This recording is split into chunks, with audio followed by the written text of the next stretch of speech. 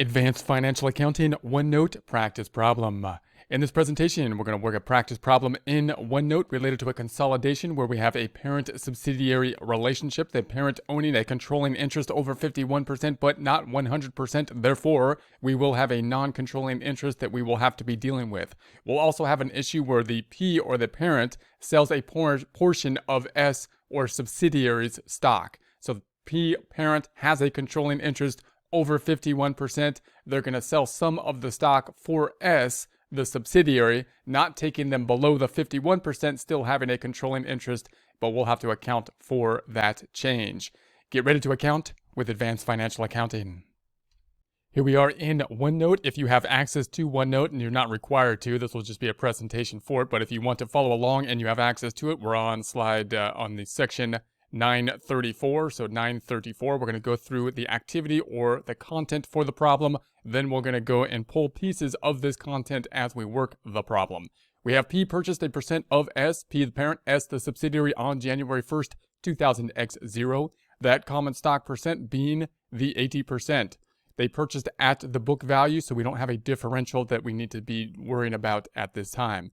The fair value of the non-controlling interest in S is going to be 20%, so 80-20 will be the breakout. January 1st, 2000 x 2, P sold shares of S to a third party. So now P is going to be the parent. They have a controlling interest in S, that controlling interest being that 80% interest, but now they're going to say that there was a sale of shares. Now P sold the shares not to S. Parent didn't sell them back to the subsidiary. The parent just sold them to a third party, so now they're holding on to less shares and have less of an interest then, and therefore. So the shares sold will be the 2,000. The sales price is going to be the 70,000. Increase in the additional paid-in capital, 14,000. Net income earned evenly through the year. Both companies declared and paid dividends on December 31st, 2000 x 2. Equity method is the method that will be used. Now note as we go through here, the sale happened at the beginning of this year, and we're going to be doing the consolidation at the end of it. So I'm going to go down, we're going to do our standard calculation first, which is to reconstruct basically the equity method, and then we'll think about the allocation of the non-controlling and controlling interest and come up to basically the same number for the equity method, which will help us out with that beginning journal entry or to think through that process for the beginning journal entry. So we're going to go, all right, here we got the equity accounts, the beginning book value for the equity. We've got the 100,000. We're taking a look at S's books here. So here's S's books. Here's the equity section for S, including the common stock of the 100,000. So that's going to be included here, the 100,000. The additional paid in capital, the 20,000. It's going to be part of our beginning balance. They're going to be beginning balances here because there will be no change for them. There has been no activity we're going to have for the common stock and the additional paid in capital. The retained earnings is going to be the 160. That is a beginning balance because we have not yet closed out the income to it or the dividends because the dividends have been broken out into this separate account here. The total then being the 280,000. That's going to be these three items before any of the other temporary accounts close out to them for the beginning balance in the equity. Then we have the net income down below at the 42,000, revenue minus expenses, 42,000. And that's going to be going into the retained earnings or close out into the retained earnings. Then, of course, we have the dividends, which will close out into the retained earnings, that being for company S, this 18,000. That's going to be reducing the retained earnings, so we will reduce that. Ending balance numbers, therefore, common stock, no change, 100,000 additional paid in capital, 20,000. Retained earnings 184, and the 304 will then be the total, which you can add up vertically or horizontally. Now, obviously, in the trial balance, of course, all we did was basically calculate the net assets or the equity section, which you could calculate as assets minus liabilities, which would be 36,000 plus 51,000 plus 104,000 plus 240,000 minus 92,000 minus 8,000 minus 27,000, which would be that 304. Or, of course, the equity section, which is what we basically did here, 100,000 plus 20,000 plus 160,000 minus 18,000. And then I'm just going to add the net income instead of doing the individual accounts plus the 42,000. That's going to be the 304,000 there. Now we're gonna we're gonna allocate that same 304,000 to the non-controlling and controlling interest up top. We'll do that soon, but first let's go down here and say, all right, we're gonna be calculating or think about the calculation for the shares and what the sale did to the percentage shares. We want to see what the new kind of percentages we're going to be using will be. So the total shares are 10,000. The 10,000 shares we know are out there because if we look at the trial balance, we've got the 100,000 shares for S, 100,000 par value 10 divided by 10. There's the 10,000. So we're going to say, all right, 10,000 shares. The beginning shares owned by P were 8,000. Why? Because they had 80% of it. So we're just going to say that 80% was the original breakout.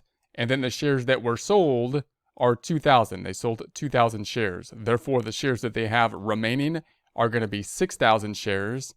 6,000 shares of the 10,000. 6,000 divided by 10, 6 over 10, 60%. So the new interest, 60%. Still controlling, still over 51%, but not at the previous percent, which was the 80%. So now we're just basically going to be using the new percent that since this happened at the beginning of the year, which will be the 60. That means the non-controlling interest will be then the 40%.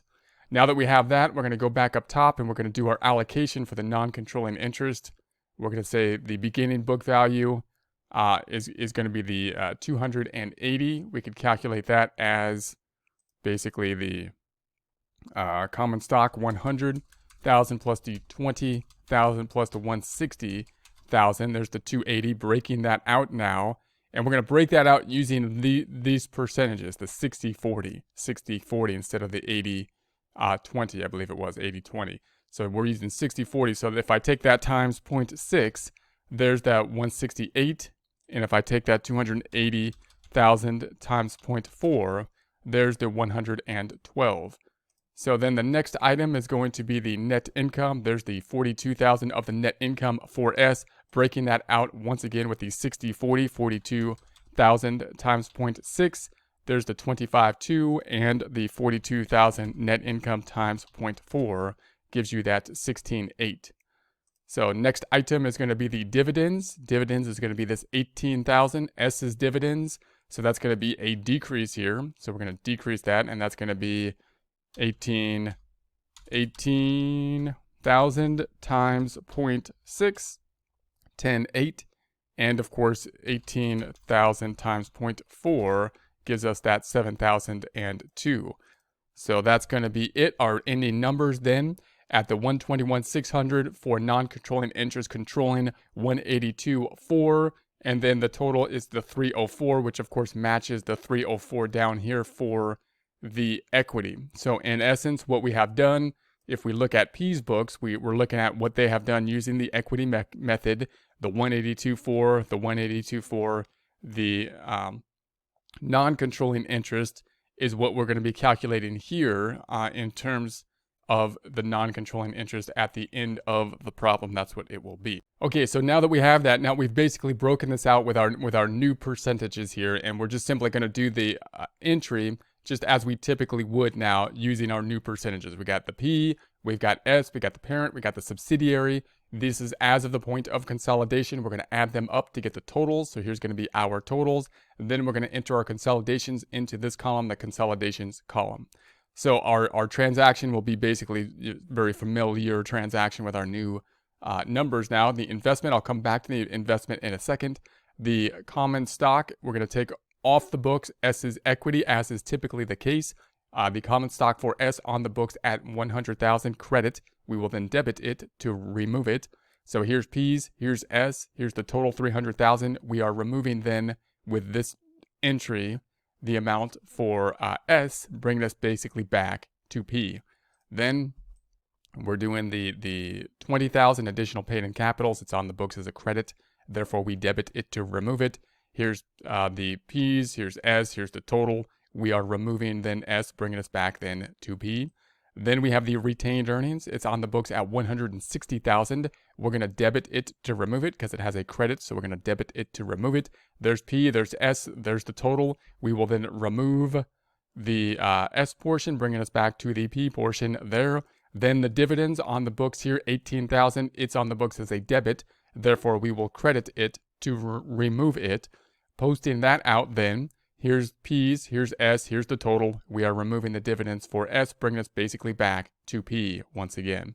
So then we've got the income from S, and that's going to be our normal calculation now, but now just using our new percentages. Instead of the 80-20, we're using the 60-40, so we're just going to take that 42,000 times 0.6. That's going to be our 25.2, which is the amount that's reported in there with the use of the equity method. Posting that out then, we're going to be debiting the 25.2, bringing that back on down to 0.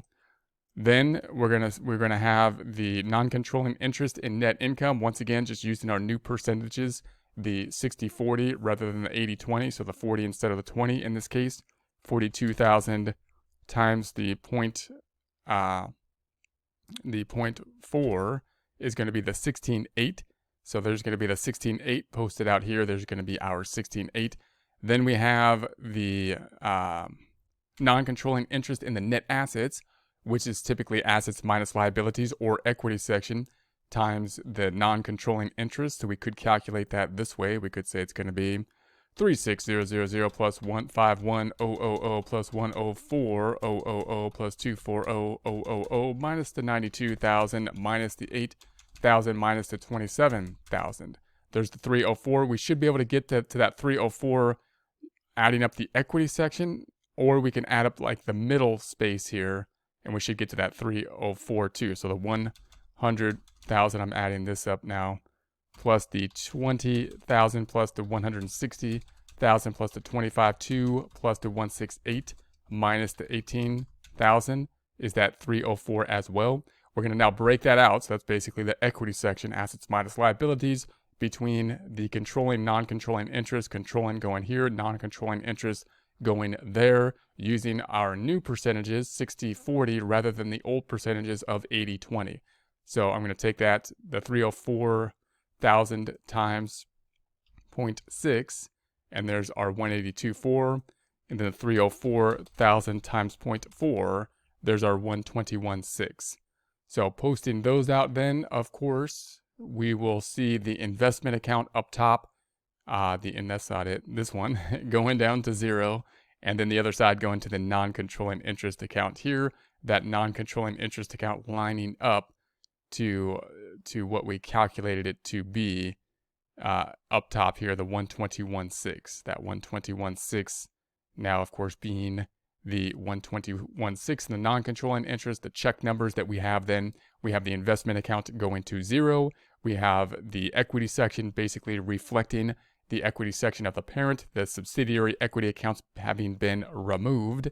Then we have the income from S now at 0 as well.